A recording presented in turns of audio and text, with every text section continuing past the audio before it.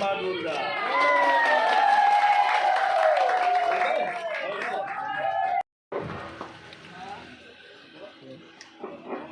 পূজা আমাৰ আজিৰ পৰা আৰম্ভ হৈছে। আজি বেলবৰণ আছে।